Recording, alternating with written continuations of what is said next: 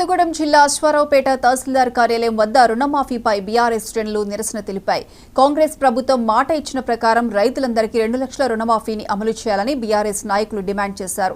మాజీ ఎమ్మెల్యే మెచ్చా నాగేశ్వరరావు ఆధ్వర్యంలో నిరసన అనంతరం బీఆర్ఎస్ నాయకులు తహసీల్దార్కు వినతి పత్రం అందజేశారు.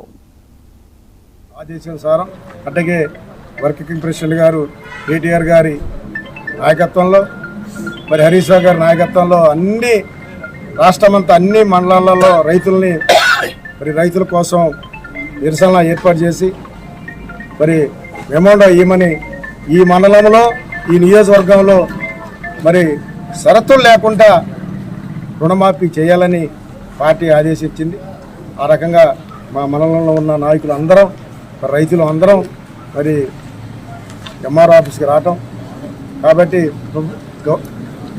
కాంగ్రెస్ ప్రభుత్వం ఏ రకంగా హామీలు ఇచ్చిందో 6 గ్యారంటీలు కానీ మరి రుణమాఫీ కానీ రైతు బంధు కానీ రైతు బీమా కానీ మరి అన్ని ఆంక్షలు లేకుండా చేయాలనేది బీఆర్ఎస్ పార్టీ ఆదేశం.